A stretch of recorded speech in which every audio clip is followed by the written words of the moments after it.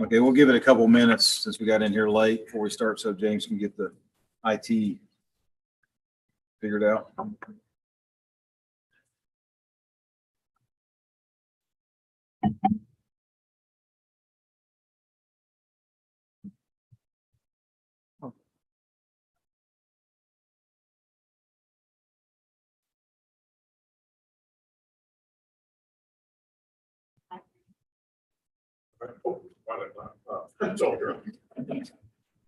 All right, we're ready to go. Welcome everybody to the September 28, 2023 meeting of the Asheville Buncombe Air Quality Agency Board of Directors. First item on the agenda is the public comment protocol announcement. And as you remember, we take public comment at the end of each meeting. I'll read the announcement. Public comment will be taken at the end of each board meeting. Persons wanting to address the board should sign up on the sheet provided, which is over there. Speakers will be called in the order they are signed up. Comments should be limited to specific topics relevant to the board. At the board's discretion, limited comment may be allowed on individual agenda items during the course of the meeting as invited by the chair. All board meetings shall be recorded, including public comment periods. Okay, our second item is adjustment and approval of the agenda. Are there any adjustments to the agenda? I've got one. Anybody else? I'd like to add to new business consideration of a board retreat. Perhaps before the next meeting in November, we can talk about that when we get to that. But I'd like to add that, recommend that be added to the agenda. And then I think Ashley's got something to add on the director's report. Yes, Joel, I'd like to add an item called state budget air permit related law that was recently passed with the budget. Where will that be added? For item A under director's report. You want to move them all down? A will be Yes. the first one. Yes, please. Okay. Any other? Approve the agenda as amended. Moved by Carl. Do I have a second? Second. Second by Gary. Any further discussion adding those two agenda items? Hearing none, all those in favor say aye. Aye. Any opposed? Okay, got our agenda set. Third item was the consent agenda. The only item we have on that is the approval of minutes from our last meeting on July 31st, 2023. I'll entertain a motion to approve those minutes. So moved. Second. Carl moves, Ned seconded. Any discussion about the minutes? Hearing none, I'll call for a vote. All those in favor say aye. Aye. Any opposed? Okay, that's approved. We do not have any unfinished business, so we can slide right into Ashley's director's report. Okay, thanks, Joel. The first item is one that we just found out about around lunchtime today, and it was included in the state budget that the legislature just passed. And it's related to air permit provisions. And basically, what it does is it allows an applicant, once they have turned in an application for an air permit modification, to add new equipment, or I think this would apply to a new facility possibly as well. They would be allowed to go ahead and construct an air pollutant source before the agency has completed their review. At the current time, of course, they have to wait for the agency to conduct their review and issue the permit before they're allowed to construct.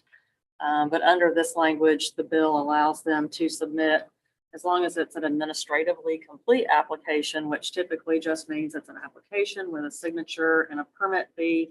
And in North Carolina, we do require a zoning applicability letter.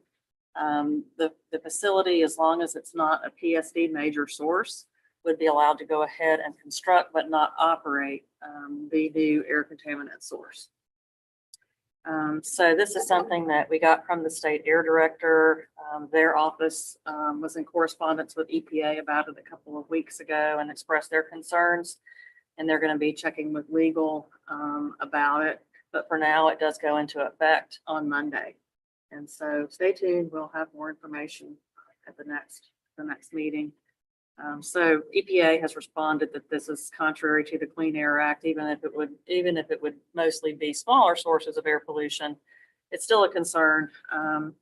If somebody goes ahead and constructs something, that there would be a lot of pressure on the permitting authorities to approve it. So it's also possible that if the state and our locals are required to adopt these provisions in our rules, that EPA would not approve them, and EPA could also implement something called a federal implementation plan, sort of override or that authority, which could create uncertainty for the the regulated community. So there's a lot of questions about it, how it would work out. But for now, I think if we did get any requests for something like this, we would definitely caution the applicant that there's some uncertainty with it.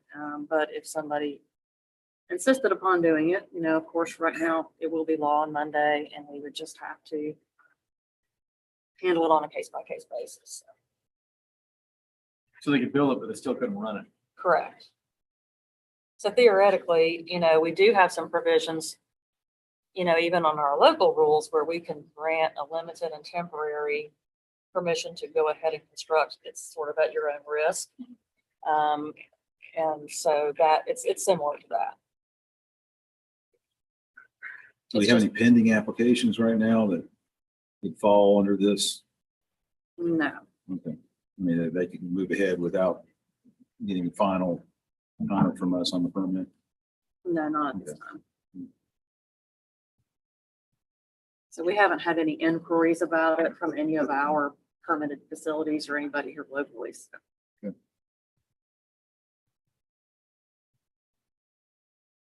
Any questions or?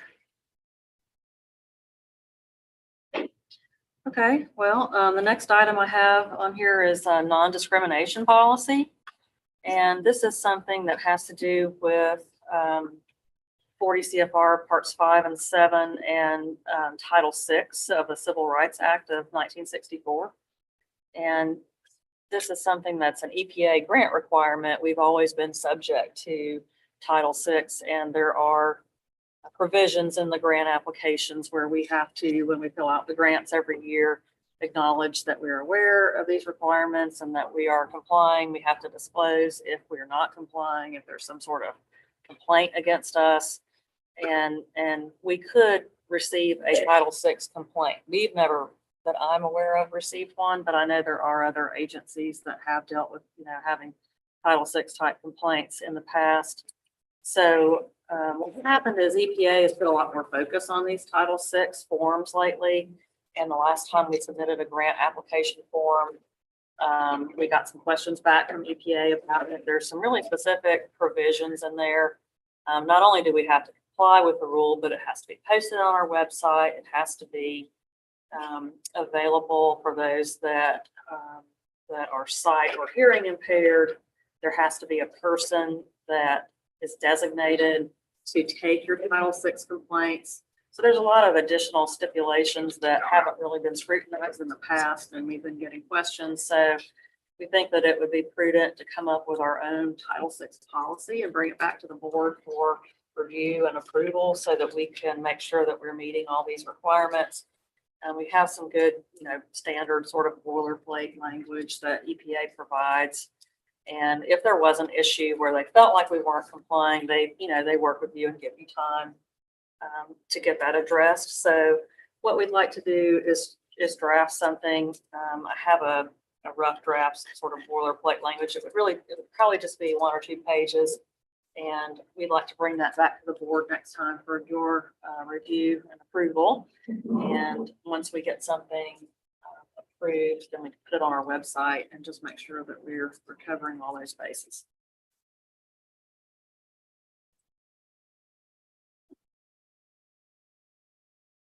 Questions about that? So that's not in our package. No, it's just on the director's report. We did not have it ready for you guys to look at yet. So we just moved it to the director's report. And we have talked to the county about it. The county does have an equity and human rights office. And so they're aware, and there are other, I think we're the main ones, but there are other departments in the county that have similar requirements. And so there's some conversations occurring about it, and they're willing to help us out with it. But we feel like since we're the grant applicant, it would make sense that we could have our own policy. If there was anything that would be HR related, then since our agency's employees are county employees and subject to the county's HR policy, then that would go through them. But if someone filed a Title VI complaint about a permit that our board, approved, that we issued, then it would make sense, we think, for us to have our own policy. Okay, so we'll take that up at the next meeting in terms of promotion, considering. Okay, thanks. And next up is the monitoring update. So I'll turn it over to Kevin for that. Sure. Yeah, not a whole lot to report. Data completeness year to date, PM 2.5, we're 96.9%. Ozone, we're at 95.6%. Ozone season's winding down. Next month will be the last month, so end of October will end ozone season. So far, knock on wood, we haven't had any ozone exceedances, no code orange for ozone this year. Last Friday, Ashley, Evan, a couple of Evan students and I met Mr. Huff, who's the assistant county superintendent for the Buncombe County School Systems, at our Board of Ed, where we've put our new citizen sensor shelter. I think Mr. Huff had some concerns. I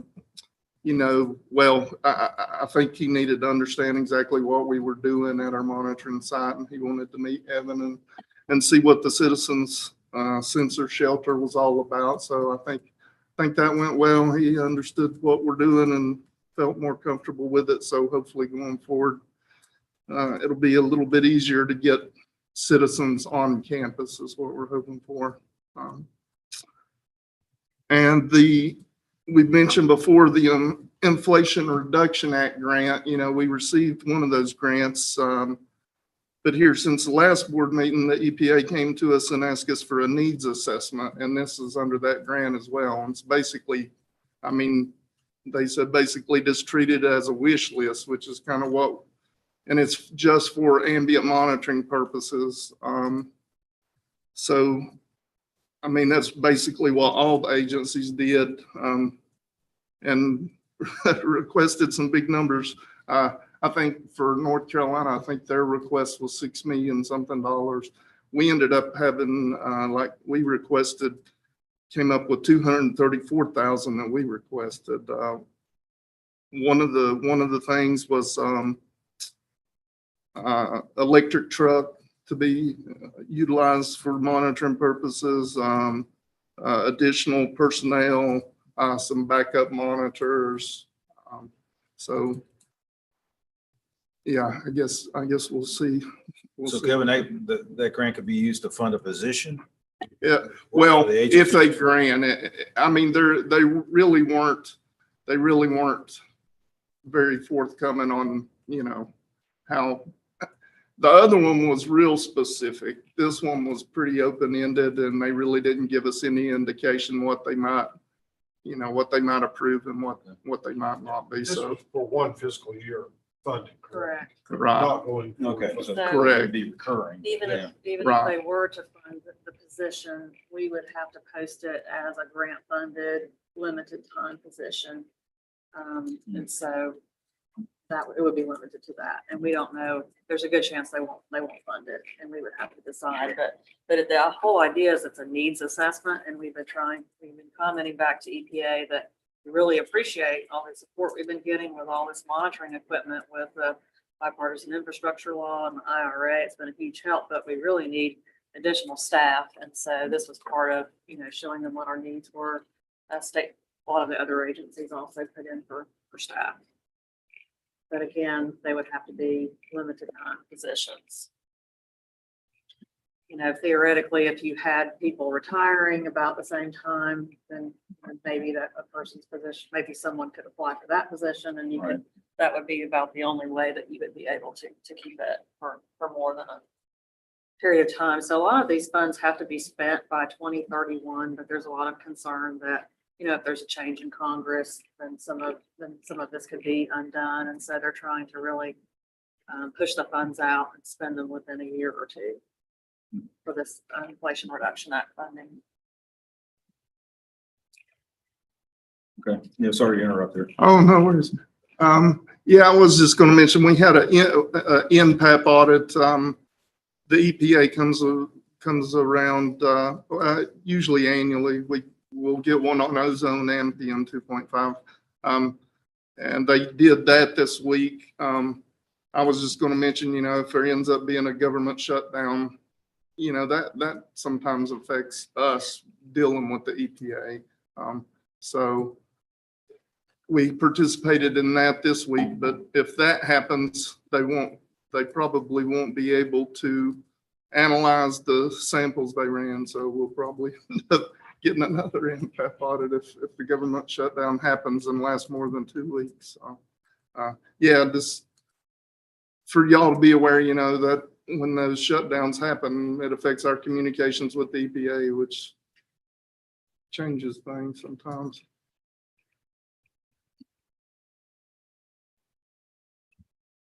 I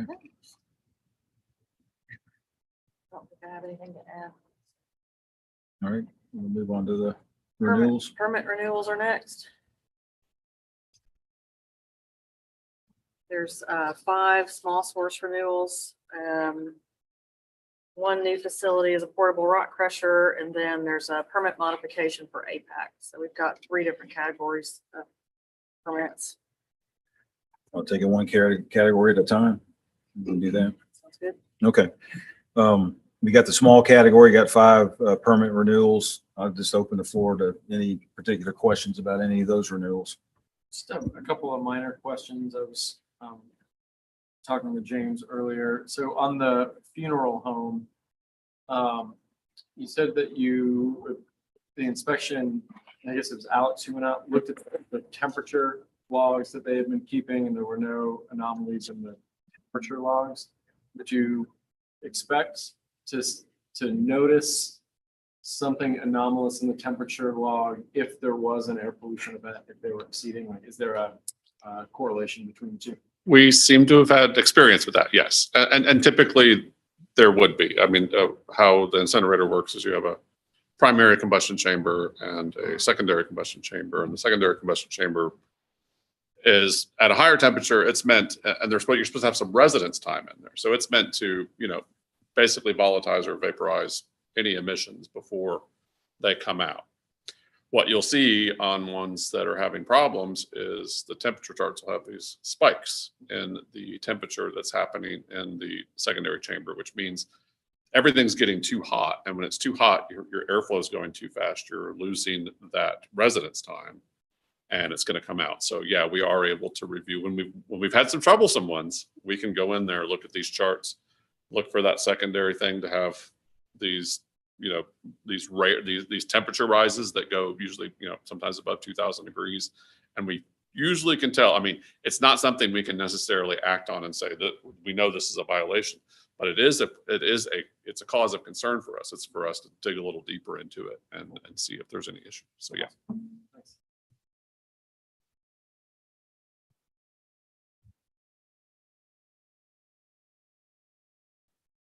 Well, with all of them appearing to be in compliance from the reports, I would move that we approve the small classification permit renewals for Anders Rice Funeral Home, Eaton Electrical, Ohio Electric Motors, Inc., Perfection Gear, Inc., and Smoky Mountain Lumber, Inc. Okay, got a motion by Carl. I wish to second that. Second. Ned got you on that one. Ned, second by Ned. Any further discussion? Evan, did you have anything else on any of those? Good deal. I'll call for a vote. All those in favor of approving the small source permit renewals, say aye. Aye. Any opposed? Passes unanimously. Okay, we'll go on to the new facilities. We've got the last one's a mod. You want to introduce anything to do with the new facility, Ashley? It's an overview. The Premier Custom Crushing is another one of these rock crushers, and they operate typically at the APAC asphalt plants to provide recycled asphalt pavement. And that's what this one is. They have not crushed here before. And so a lot of these companies, like we've talked about in the past, will get a permit with us so that they can crush here in Buncombe County and not have to reapply every time. So Okay. it's pretty much a standard. Yeah, and I mean, we've probably had 4 or 5 different companies that have gone through with APAC. There have been discussions in the past of having APAC have these on their permit, but it's just, there's a matter of who's in charge, at the end of the day, which company's in charge. And I think APAC, and maybe we decided together that we still need to permit the individual ones as opposed to APAC saying we're going to always have the ability to do this type of crushing on their permit. But it is something that happens at APAC maybe once every couple of years. So, yeah. This particular one did ask us for an expedited permit. That's one issue with these, is lots of times when they bid on these jobs, the APAC wants the work done within a couple of weeks. And so we did consult with Joel and do a full permit review first, and we issued a limited and temporary permit for them to operate a couple weeks ago so that they could get started. And so this is us bringing the permit to the full board for a vote, and our permits are good for 8 years for the legislature. So it would be a permit that they could pay a fee every year and keep active as long as they want to, so that they could come in without having to reapply. Any questions for staff on this one? Do you have any experience with the company? Do not. No. Most of these companies are basically the same. I mean, I looked at the 3 addresses that are listed. They're not in residential areas. I think a couple of them are close to existing quarries or rock works. So I didn't have any concerns for people living nearby, and James confirmed that the permit requires them to use wet suppression whenever they're using their equipment. So if they don't, it's a violation. Yeah, that's very important. And they are at the APAC plant. So they come on to APAC's property and set up the crushers there. Is that right, James? Yeah. Okay, any other questions? If not, I'll entertain a motion. So moved. Moved by Ned. Do I have a second? Second. Second by Carl. Any further questions? Hearing none. All those in favor say aye. Aye. Any opposed? Passes unanimously. Okay, last one is a modification. Ashley, you want to tee this one up as well? Yeah, I'll let James explain, but just the brief version is that this is an APAC facility at Weaverville at Goldview Road, which is next to the Hedrick Quarry there. And they've been there for several years. They're essentially replacing all of their equipment with new equipment. And while they're doing that, they've asked for an increase in their production rate. And they've had to do their North Carolina air toxics modeling again because the stack parameters and things of that nature have changed, and also to account for their increased production rate. Well, you stole my thunder, Ashley. Sorry. But, I mean, that's basically it. I mean, if it weren't for them changing their production limit, it equates to a like for like. I mean, they're just taking a lot of their equipment that's old. They're replacing their drum dryer, the burner associated with that. They're replacing all their silos, basically taking everything out, putting new equipment in the exact same spot that it's already operating on. In regards to the production limit being raised, I imagine they're just doing it for flexibility, but I did look at our records.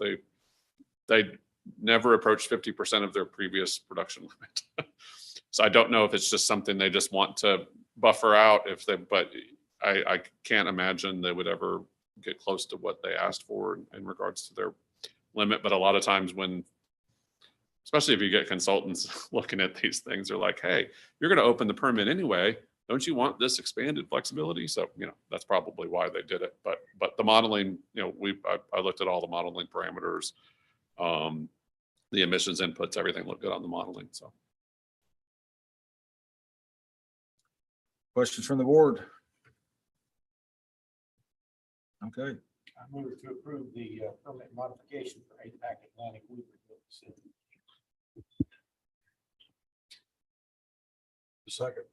second by Gary. All right, any further discussion?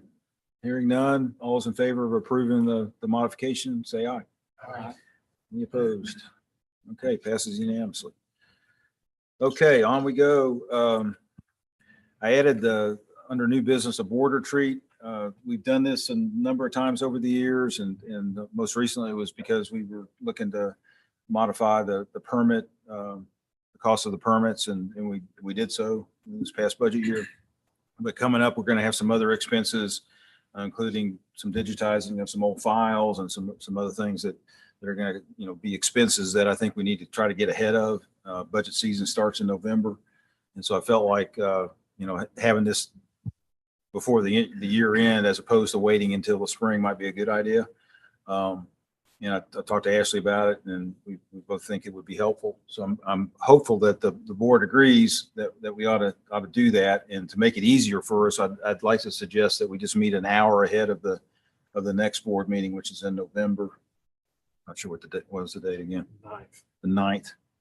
So we don't have to massage schedules. If you could show up a little bit earlier on that day, I think we can knock it out and not have to have a special called meeting.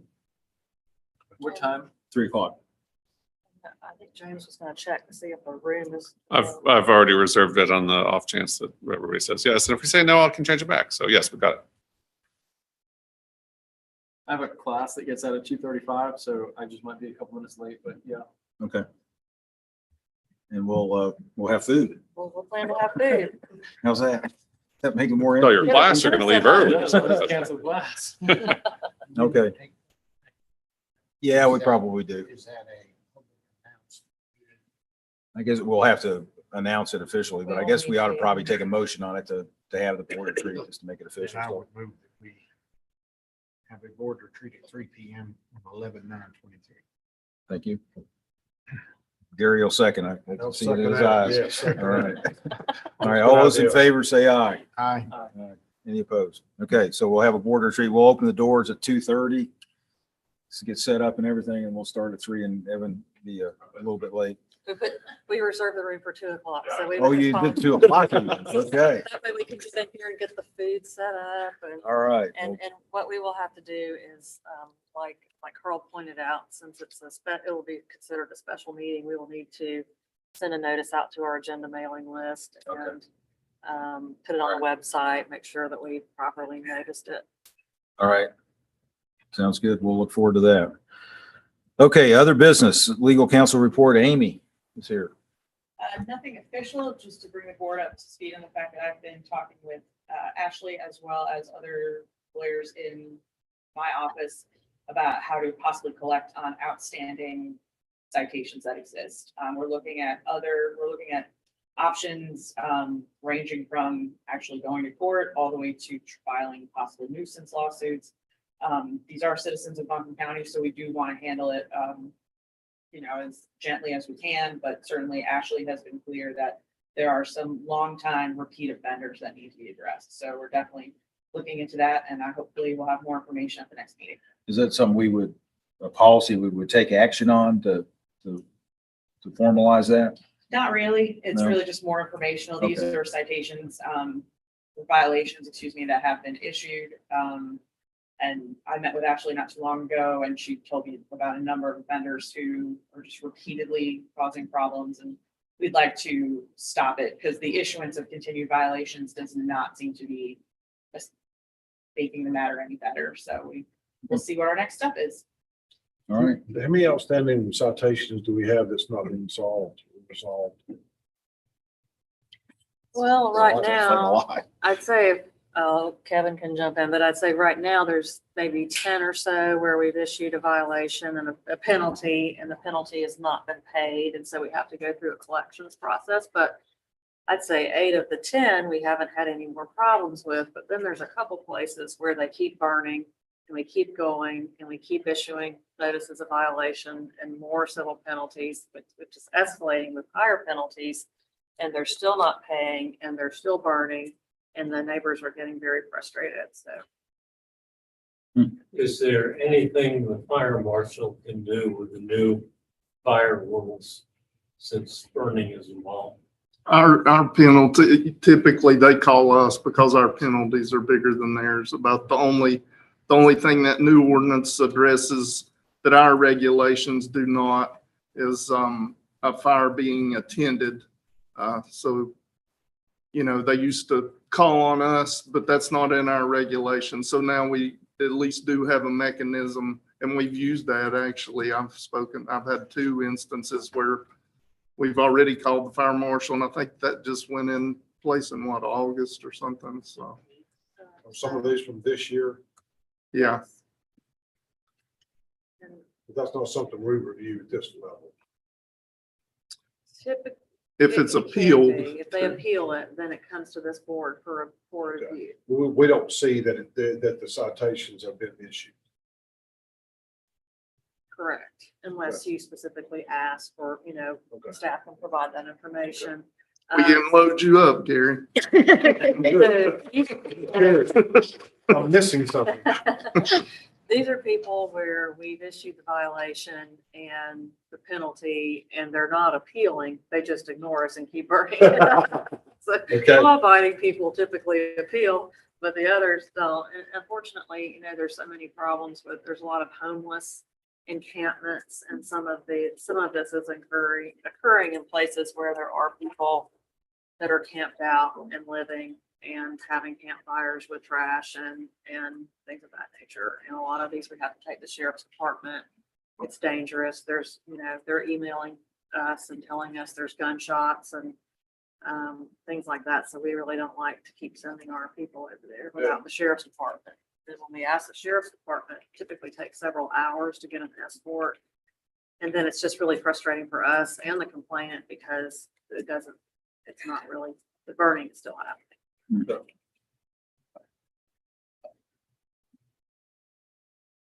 Nothing further from me. Good. Okay, advisory committee report. Evan. All right, I'm gonna have to read this off my phone because for some reason I can't connect to the internet on my laptop. So we met in person for the first time, I think ever, in the East Asheville Library. And let's see, so I've got the minutes here. I can give you the highlights. So we talked about the low-cost shelter usage policy. I think the 2 biggest things that we talked about was how someone would gain access, whether they were going to have to fill out a volunteer form with Buncombe County Schools, that they were going to have to meet personally with the assistant superintendent. And then the other thing that we discussed was the agency's data acquisition policy. So it's pretty typical for these kinds of shelters for the local agency to collect the raw data and just hold on to it. And I think Ashley said that then because it becomes the agency's property, or at least that file becomes the agency's property, it could be FOIA'd, which for a researcher that wants to publish this, they might not want it to be public information yet. So we came up with a couple ways around that. I think one was an embargo. I don't know if we settled on anything, but we talked about embargoing the public availability of that data for a certain amount of time. I think everybody at the agency is willing to be pretty flexible with someone that wants a little more lead time before the data can be released. And as a courtesy, anybody that's going to publish or present results from data that's collected at the community shelter, they should give the agency a heads up. Like, we're going to present this or we're going to publish this, just so you know, so you're not blindsided by whatever the findings are. Anything to add to that, Ashley? Or changes? I don't think so. I think that we still need to make the revisions based on the committee's suggestions and, have you guys look it over again. Is that right, Betsy? We probably do, because there were quite a few suggestions that you guys had, so. But the general framework looks good. And like Kevin said, we went out, or I went out with Kevin and Ashley and a couple of my students, and we met the assistant superintendent, and that went well. He seemed interested and not terribly concerned that we were there. Then we talked about the recent I guess it's not recent anymore, but over the summer, the wildfire events, the Canadian smoke that was transported down here. And what the agency's role is in communicating to the public, if there is a risk, and then what to do about mitigating that risk. And we talked about differences between different kinds of masks, the respirators versus the KN95s. Keith Bamberger said what they do at the state level with DAQ, that they basically say, ask your doctor, ask your family doctor what you should do. And then I gave an update on the UNCA projects with the low cost sensors. So we have the 15 purple airs that we still want to place in public housing communities, still trying to get a hold of the Housing Authority of Asheville.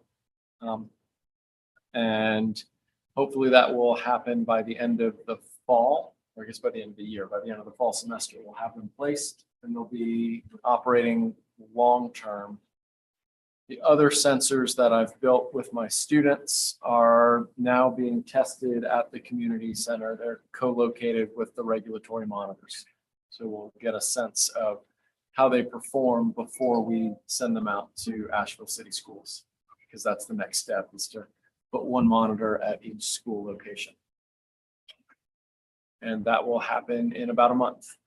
Well, that's exciting. Yeah, Yeah, it's neat. for sure. That's really cool. It's Yeah. great that that you have this sensor available for anyone to use, or the shelter. Yeah.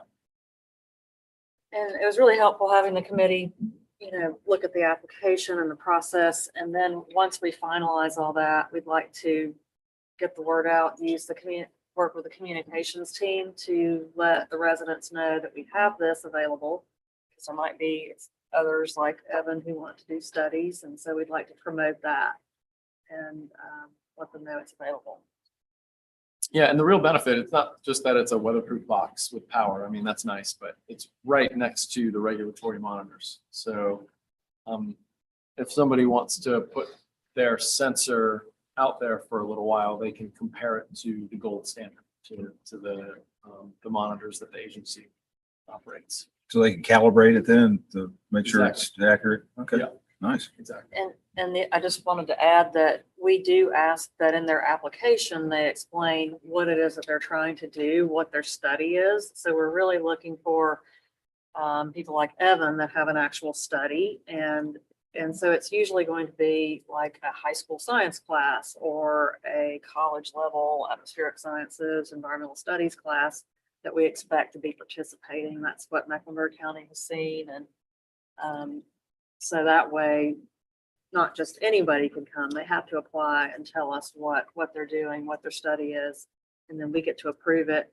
And then once we approve it, they have to fill out the volunteer application form with Buncombe County Schools, which is something that everybody that comes on school property has to do because there is Nesbitt STEM high school there that are very careful about who's allowed to come on the property. So Evan's been through the process. He's been approved, and anyone else that wants to come on the property will have to get approved like he did.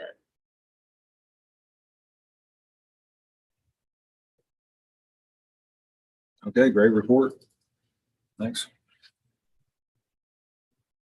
Okay, we've got our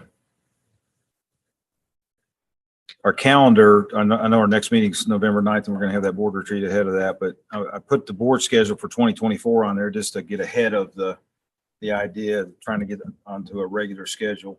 I mean, we've been on Mondays, we've been on Tuesdays, we've made some adjustments through the year. And of course, Evan, your schedule for the spring probably dictates more than anything what day we meet. It is. I'll know that soon, but You don't know it now.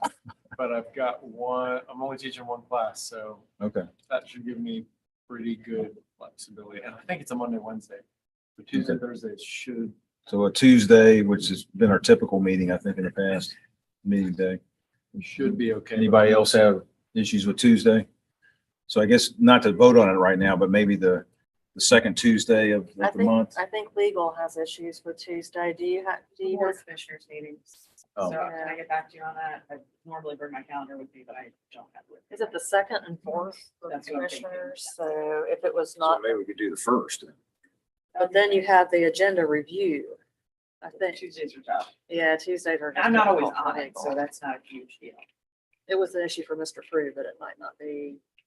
Mr. Frew has much He has a more bigger role. robust calendar. than I have. Robust.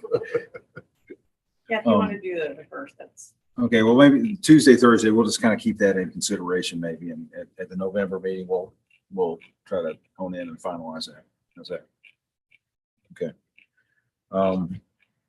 Public comment, or I'm sorry, announcements. I have one.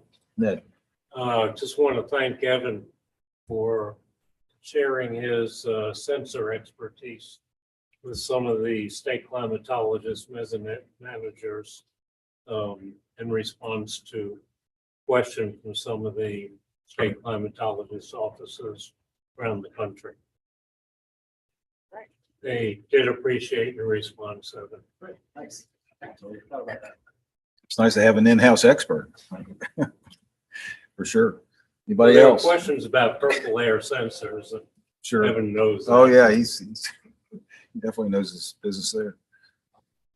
Ashley didn't you have an announcement I about? had one too. It's National Drive Electric Week, and they've been having functions all week. And tomorrow is the Electric Equipment Expo at the Asheville Outlets. And they're gonna have all kinds of electric lawn equipment, commercial, residential. It starts at 10 and it runs all day. It's just sort of a drop-in. They're gonna have vendors there if anybody's interested in checking out the Electric Equipment Expo.